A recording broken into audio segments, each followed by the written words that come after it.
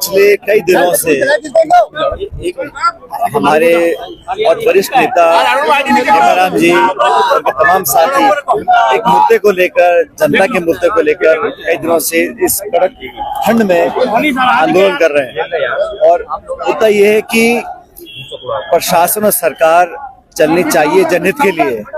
और हमें देखने को मिला कि जिस तरह सीमाओं को बदला जा रहा है और क्षेत्र विशेष, जिला विशेष, तहसील विशेष को राजनीतिक दृष्टिकोण से देखकर जो सीमाएं बदली जा रही हैं, वो ना तो जनप्रतिनिधियों से संवाद हुआ है, ना जनता से यहाँ मांग आई है, लेकिन दबाव और मुझे लगता है प्रक्रिया से हटकर जो कार्रवाई कर रहे हैं, हमें लगता है कि जनता से पूछकर, लोगों से सुनकर, जो जनप्रतिनिधि हैं, रिप्रेजेंटेटिव्स हैं, उनसे बात करके कार्रवाई करनी चाहिए।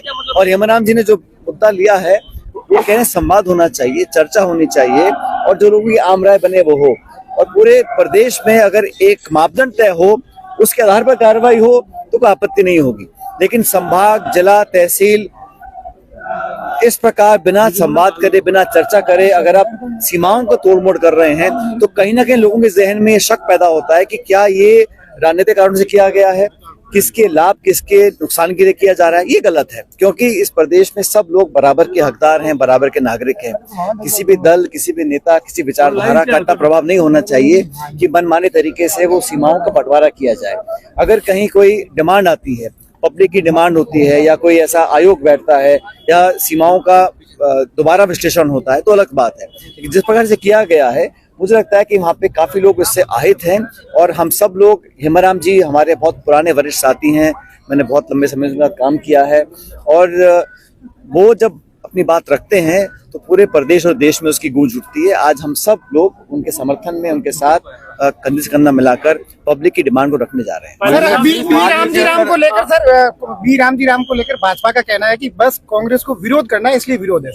देखिए, इस देश में जो कानून बना था रोजगार का, इस दुनिया में बहुत सारे देश हैं, किसी भी देश के अंदर कानून नहीं है, योजनाएं हैं, स्कीम्स हैं, मन माने तरीके से लोग कभी कभी रोजगार देते थे। जब राजस्थान में अकाल पड़ते थे तब रिलीफ वर्क होता था, तो अधिकारी, प्रशासन के लोग, एमएलए, एमपी मन माने तरीके से सीमा बांधते थे, इतने दिन काम करेंगे, इसको काम देंगे। सोनिया गांधी जी, कांग्रेस पार्टी ने एक कानून बनाया, अधिकार दिया कि प्रत्येक ग्रामीण क्षेत्र में रहने वाले परिवार के एक सदस्य को 100 दिन का हक दिया था।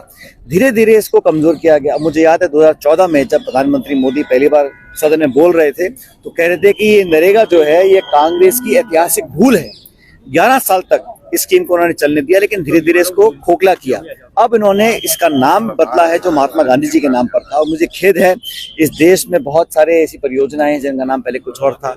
लोग नाम बदलते हैं महात्मा गांधी का नाम रखने के लिए, पहली बार गांधी जी का नाम बदला जा रहा है। ये किसकी डिमांड पे किया गया, जानकारी किसी को नहीं है। हम लोग विरोध कर रहे हैं कि नरेगा जो एक गरीब तबके में, इस देश में जो खाई बन गई है, आज हम सब जानते हैं, अमीर बहुत अमीर हो गया, गरीब बहुत गरीब हो रहे हैं। तो सबसे कम तबके के लोग हैं, सबसे निर्धन लोग हैं, उनके पास ग्रामीण क्षेत्रों में एक सुरक्षा कवच था। हमारे यहाँ बीमा नहीं है, स्वास्थ्य सुरक्षा का कवच नहीं है। एक आर्थिक सुरक्षा कवच कांग्रेस यूपी सरकार ने दिया था, उसको ये खोखला करना चाह रहे हैं। और क्या बहाने दे रहे हैं कि करप्शन पकड़ा गया। 11 साल में सरकार आपकी है, राज्यों में सरकार आपकी है, अगर करप्शन हुआ है तो पकड़ने सजा दें उसको। लेकिन ये स्कीम को खत्म करने की ओर बढ़ रहे हैं, और पूरे देश में कांग्रेस पार्टी, इंडिया अलायंस, आम जन इसके विरोध में है। अब कह रहे हैं कि हम इसको नरेगा 2.0 कर रहे हैं, मतलब हम 100 का 125 दिन कर रहे हैं। 100 दिन तो पूरे हो नहीं रहे, बजट कम कर रहे हैं। पहले निर्णय गांव में ले जाते थे, गांव में पंचायत होती थी, पंच, वार्ड पंच, सरपंच बैठ के निर्णय करते थे, कहाँ कुआं खुदेगा, कहाँ सड़क बनेगी, कहाँ स्कूल का निर्माण होगा। अब केंद्र पूरा केंद्रित कर दिया गया है, राजधानी से निर्णय होंगे कि कौन से काम कर सकते हैं। बजट की सीमा लगा दी गई। पहले कोई सरपंच अगर एक्टिव होता था तो कोई सीमा नहीं थी, 100 करोड़ के काम में गांव में हो सकते थे। अब बजट की सीमा लगा दी है। और पहले 90-10 का रेशो था, 90% भारत सरकार पैसा देती थी, 10% राज्य सरकार देती थी। अब 60-40 कर दिया। कौन सी राज्य सरकार है जो इतना बोझ वहन कर सकती है? मतलब ये पिछले राज्य से इस नरेगा को खत्म करना चाहते हैं। और मुझे लग रहा है कि बजाय कोई सकारात्मक काम करें, बड़े बड़े उद्योगपतियों के लिए आप निजीकरण कर दीजिएगा, एयरपोर्ट का, हवाई अड्डे का, रेलवे का, बांध का, खान का। और जो गरीब तबका है, जिस पास एकमात्र साधन था अपने जीवन में एक सुरक्षा विश्वास पैदा करने का कि हमें कल कुछ नहीं हुआ, हमारी जेब में 2 रुपये आएंगे, उसको धीरे धीरे खत्म करना चाहते हैं। इसको लेकर पूरे देश में हम आंदोलन कर रहे हैं। मैं अलग अलग राज्यों में गया हूँ, सब जगह इसका विरोध है, क्योंकि दबी जुबान जो भाजपा की सरकारें हैं जहाँ राज्यों में, वो भी नहीं समझ पा रहे हैं और ना ये विश्वास पैदा कर पा रहे हैं कि वो स्कीम को आगे लागू कर सकते हैं। पार्टी के जो नेता है महेंद्रजीत मालवीय वापस घर वापसी की सुगबुगाहट हुई, उसके बाद तुरंत एसीबी छापेमारी, इसको लेकर क्या सोचते हैं आप? देखिए, मैं तो इतना कहना चाहता हूँ कि कांग्रेस एक बहुत पुरानी पार्टी है और कांग्रेस में जिन लोगों का विश्वास रहा, उन्होंने हमेशा जनता का मन जीता है। बहुत से दल बने, भारतीय जनता पार्टी का निर्माण मेरे ख्याल 1984 में हुआ था, तो ऐतिहासिक पार्टी है, बहुत से लोग इस पार्टी में रहे और जो कांग्रेस पार्टी की विचारधारा से सहमत हैं और अगर कहीं कोई भूला भटका वापस आने की कोशिश भी करते हैं तो सबको केस बाय केस लेकर पार्टी निर्णय करेगी। ये निर्णय हमारी एक समिति है, उसके माध्यम से होगा। लेकिन ये बात सच है कि जो एजेंसीज हैं भारत सरकार की, वो कहीं ना कहीं पॉलिटिक्स देके काम करती हैं। मैं आपको आंकड़ा देना चाहता हूँ, पिछले 11 सालों में जितने भी ईडी के केस हुए हैं, 96% केस भाजपा के विरोधी के खिलाफ हुए हैं और जितने भी केस रजिस्टर हुए हैं, मैं ख्याल 8 या 9 हजार केस रजिस्टर हुए हैं, उसमें जो कन्विक्शन रेट है वो 1% है। कोर्ट हड़काता है ईडी को कि आप लोगों को तंग करने के लिए आप छापे मारते हो, चार्जशीट करते हो, जेल बंद करते हो, आप कन्विंस नहीं कर पाते, कन्विक्ट नहीं कर पाते। एजेंसीज का दुरुपयोग लगातार हो रहा है, प्रदेश में भी और देश में भी, ये सब जग जाहिर हो चुका है। बंगाल चुनाव सर शेखावत ने कहा है कि इस योजना को 11 बार नाम बदला गया और आखिर भगवान राम के नाम से कांग्रेस को इतनी दिक्कत क्यों है? आप जानते हो, आपने मेरे कई भाषण सुने होंगे, मैं तो जब बात शुरू करता हूँ खत्म करता हूँ, मुझसे ज्यादा राम राम सा कोई नहीं बोलता होगा। महेंद्रजीत मालवीय के पश्चिम बंगाल में ममता बनर्जी के जो ईडी के छापे पड़े थे, मैं वही कह रहा हूँ आपको, ईडी ने हमेशा अपना इस्तेमाल होने दिया है और भाजपा अपने विरोधियों की आवाज दबाने के लिए, दबाव पैदा करने के लिए, विपक्ष को बिखेरने के लिए हमेशा ईडी का इस्तेमाल करती आई है। ये बंगाल में भी हो रहा है और जगह में भी हो रहा है। लेकिन मेरा मानना है कि देश के लोग समझ चुके हैं कि सत्ता का, धन का, एजेंसीज का दुरुपयोग कब तक सहन करेंगे।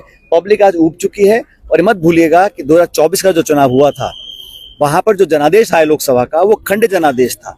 किसी पार्टी को बहुमत नहीं मिला। जो लोग 300-400 पार की बात करते थे, वो 240 पे अटक गए और 2-2 पार्टियों की बैसाखी लेके सरकार चल रही है।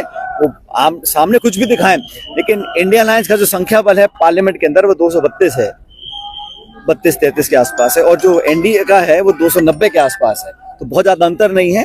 अब धीरे धीरे लोग इस बात को समझ रहे हैं और भाजपा अपने कामों से, अपने निर्णयों से और जो पक्षपात रवैया उनका अपनाया हुआ है, उससे लोग उब चुके हैं। सर, चुनाव आयोग को लेकर तो क्या कहेंगे? पंचायत नगर निगम डर क्यों रही है? यहाँ पे बहुत सरकार के लोग आते हैं, उनसे पूछिए आप, ना पंचायत के, ना नगर पालिका के, नगर परिषद के, उनका मन रहे वो चुनाव कभी कराए ना। वो जान चुके हैं कि जनता आक्रोशित है और अपनी भड़ास निकालेगी, इसलिए जानबूझ के कोई ना कोई बहाना अटकाकर, कभी न्यायपालिका का बहाना लेकर वो चुनावों को टालते रहते हैं।